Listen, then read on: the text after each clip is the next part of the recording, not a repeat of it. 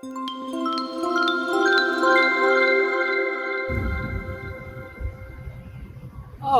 hi there. My name's Ben, and I'm an educator with Embracing Our Differences. A lot of students know about Embracing Our Differences because they've taken a free in person, virtual, or on demand field trip to our outdoor exhibit and seen the 50 billboard size art pieces and quotations created by students and adults from around the world. Perhaps you've even worked with your teacher to create one of the more than 9,000 student artworks or quotations submitted annually each year and had your entry chosen for the Embracing Our Differences annual exhibit. At Embracing Our Differences, we strive to create a world that embraces diversity, respects differences, and actively rejects hatred and prejudice. And today, we're thrilled to explore a new book with you alongside some VIP readers and teaching artists from our community. Teachers, if you'd like to pause the video at any time during the reading or teaching artist activity, please do not hesitate to do so. So, are you ready to read alongside a VIP reader? Let's go. Hello, good morning or good afternoon, depending on when you get to see this video. My name is Lori Dorman, and I am excited to be with you to read in your class. I live in Bradenton, and I am a lawyer, and I work in Manatee County and Sarasota County. And so it might be that one day I get to see you. I hope I do. Today I'm going to read a really great book called Tomás and the Library Lady.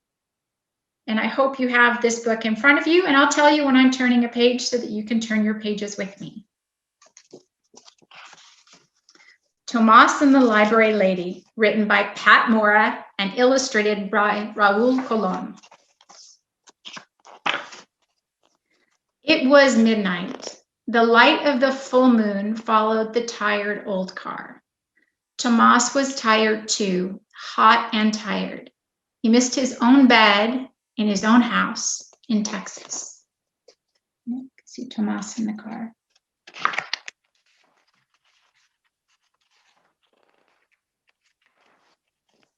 Tomás was on his way to Iowa again with his family. His mother and father were farm workers. They picked fruit and vegetables for Texas farmers in the winter and for Iowa farmers in the summer. Year after year, they bumped along in their rusty old car. "Mama," whispered Tomás, "if I had a glass of cold water, I would drink it in large gulps. I would suck the ice. I would pour the last drops of water on my face." Tomás was glad when the car finally stopped. He helped his grandfather, Papa Grande, climb down. Tomás said, "Buenas noches," good night, to Papa, Mama, Papa Grande, and to his little brother Enrique. He curled up on the cot in the small house that his family shared with other workers. Early the next morning, Mama and Papa went out to pick corn in the green fields. All day they worked in the hot sun. Tomás and Enrique carried water to them. Then the boys played with a ball that Mama had sewn from an old teddy bear. You can see the ball right there. When they got hot, they sat under a tree with Papa Grande. "Tell us the story about the man in the forest," said Tomás. Tomás liked to listen to Papa Grande tell stories in Spanish. Papa Grande was the best storyteller in the whole family. "En un tiempo pasado," Papa Grande began, "once upon a time, on a windy night, a man was riding a horse through a forest. The wind was howling, whoo, whoo, and the leaves were blowing, whoosh, whoosh. All of a sudden, something grabbed the man. He couldn't move. He was too scared to look around. And all night long, he wanted to ride away, but he couldn't. How the wind howled, whoo, how the leaves blew, how his teeth chattered. Finally, the sun came up. Slowly, the man turned around. And who do you think was holding him?" Tomás smiled and said, A thorny tree. Tomás, Papa Grande laughed. Tomás, you know all my stories, he said. There are many more in the library. You are big enough to go there by yourself. Then you can teach us new stories.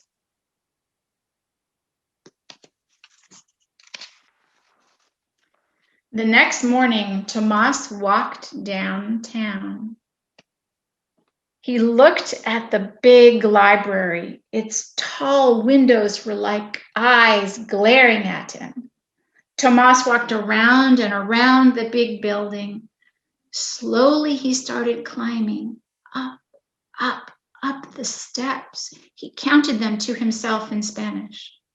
Uno, dos, tres, cuatro. His mouth felt like cotton. He stood in front of the library doors. He pressed his nose against the glass and peeked in. The library was huge. A hand tapped his shoulder. Tomás jumped. A tall lady looked down at him and she said, "It's a hot day. Come inside, have a drink of water." "What's your name?" she asked. "Tomás," he said. "Come, Tomás," she said. Inside it was cool. Tomás had never seen so many books. The lady watched him. "Come," she said again, leading him to a drinking fountain. "First some water, then I will bring books to this table for you. What would you like to read about?" "Tigers, dinosaurs," said Tomás. Tomás drank the cold water. He looked at the tall ceiling. He looked at all the books around the room. He watched the lady take some books from the shelves and bring them to the table. "This chair is for you, Tomás," she said. Tomás sat down. Then he very carefully took a book from the pile and began to open it and read.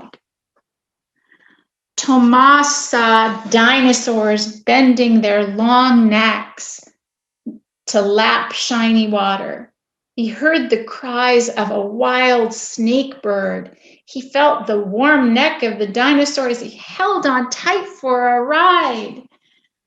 Tomás forgot about the library lady. He forgot about Iowa and Texas.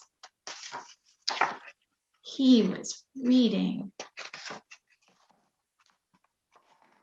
"Tomás, Tomás," said the library lady softly.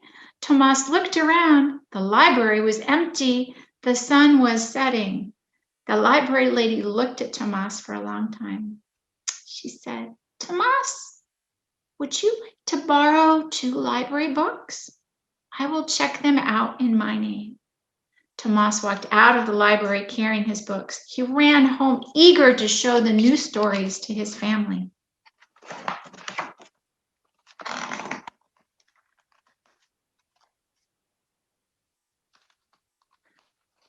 Papa Grande looked at the library books. "Read to me," he said to Tomás.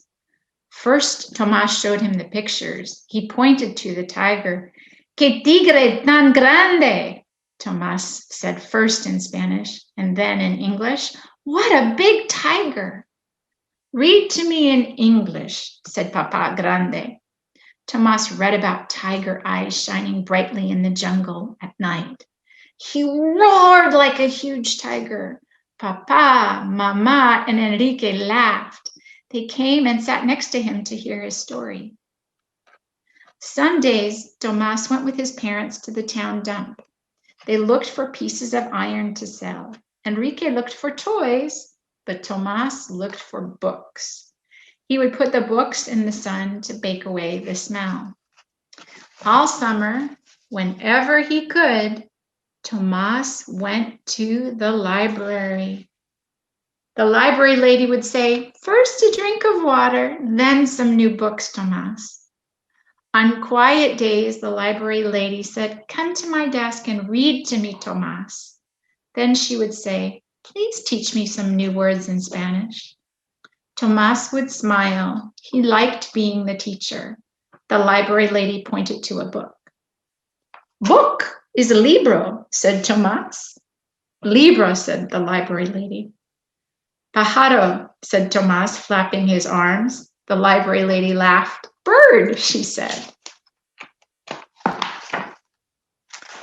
On days when the library was busy, Tomás read to himself. He'd look at the pictures for a long time. He smelled the smoke at an Indian camp. He rode a black horse across a hot, dusty desert. And in the evenings, he would read stories to Mama, Papa, Papa Grande, and Enrique. You can see him. He's reading to himself and to his family.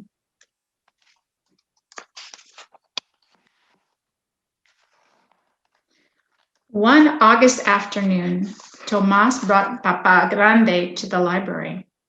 The library lady said, Buenas tardes, señor. Tomás smiled. He had taught the library lady how to say, Good afternoon, sir, in Spanish. Buenas tardes, señora, Papa Grande replied. Softly, Tomás said, I have a sad word to teach you today. The word is adios, and it means goodbye. Tomás was going back to Texas. He would miss this quiet place, the cool water, the many books. He would miss the library lady. My mother sent this to thank you, said Tomás, handing her a small package. It is pan dulce, sweetbread. My mother makes the best pan dulce in Texas. The library lady said, How nice, how very nice. Gracias, Tomás. Thank you. And she gave Tomás a big hug. That night, bumping along again in the tired old car, Tomás held a shiny new book, a present from the library lady. Papa Grande smiled and said, More stories for the new storyteller. Tomás closed his eyes. He saw the dinosaurs drinking cool water long ago. He heard the cry of the wild snake bird. He felt the warm neck of the dinosaur as he held on tight for a bumpy ride.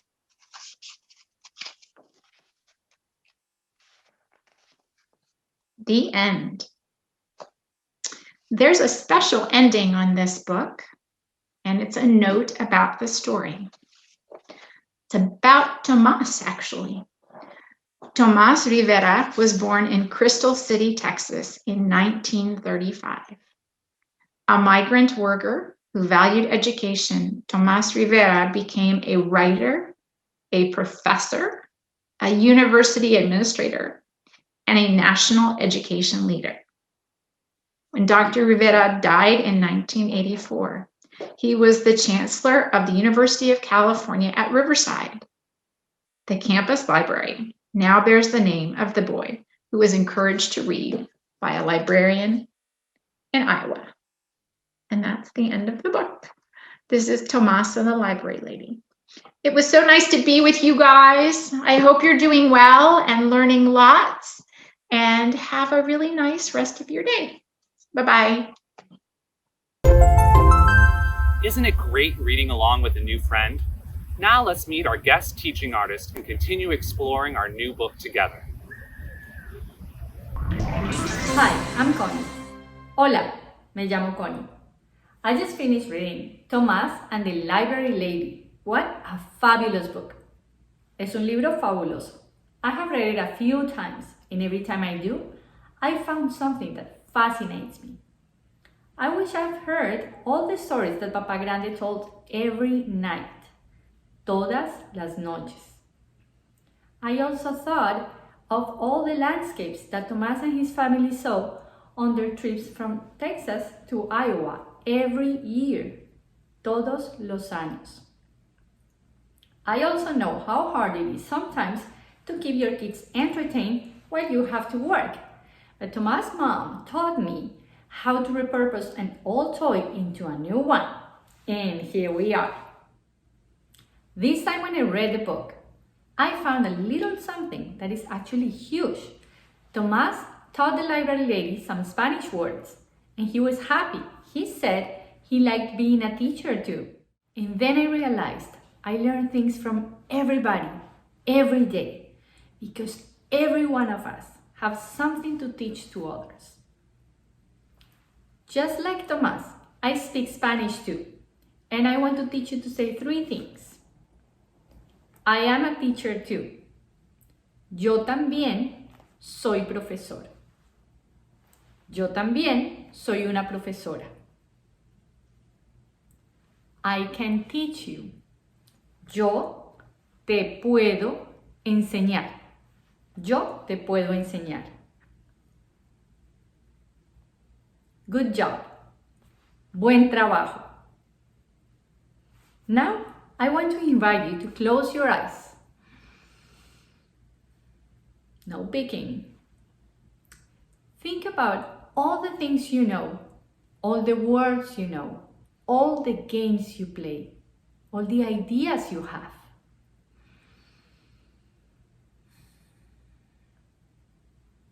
You can open your eyes now. You may think that because you know them, people know them too, but you will be surprised how much you can actually teach others. I invited some friends today that wanted to share with us what they know by teaching us how to do it too. Let's see. Vamos a ver. Eden and Maywen teach yoga. Eden y Maywen enseñan yoga. Hi, my name's Maywin, and I am Eden. And today we're going to teach you how to do yoga! Woo-hoo! So, first I'm going to teach you how to do the tree pose. You can put it like right here or just above your knee, but I'm going to put my foot like the heel touching my thigh, and we're going to spread our arms up. And we're going to do this for 5 breaths, counting 1, 2, 3, 4, and 5. Now, let's go into downward dog. So first, you bend down and you put your head looking to your toes, and we'll stay like this for 10 seconds. 1, 2, 3, 4, 5, 6, 7, 8, 9, 10. Come up. And that's how you do yoga! Woo-hoo! Bruno teaches French. Bruno enseña francés. Hi, my name is Bruno, and today I'll teach you how to say little pig in French. Le petit cochon. Le petit cochon. Max teaches chess. Max enseña ajedrez. Hello, my name is Max, and I will teach you the pieces of chess. This one is the king. This one is the queen. This one is the bishop. This one is the knight. This one is the rook. And this one, last and least, the pawn. Emmett teaches American Sign Language. Emmett enseña el lenguaje de signos americano.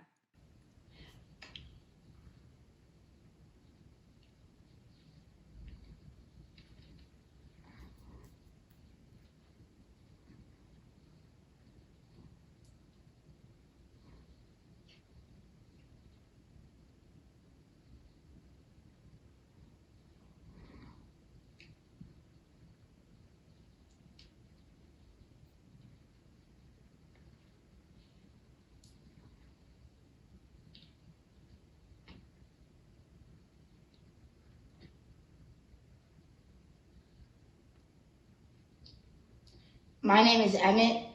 My sign name is Emmett. I'm hearing. I'm 11 years old. I've been learning ASL since I was little. I sign so I can talk to my deaf friends and my deaf community. And I want to share my favorite sign, which is chicken. Wasn't that cool? Eso estuvo genial. In 1 minute or less, you can teach others what you know. Break it into little steps so others can follow. I want to invite you to teach what you know. Find 2 people every week. Teach them what you know and ask them to teach you something in return. It's fun, and that way we all grow together. Bye. Ciao. Thank you for joining us today. For more bite-sized lessons and content, visit embracingourdifferences.org, and we hope to see you virtually or in person at the Embracing Our Differences exhibit. Until then, bye for now.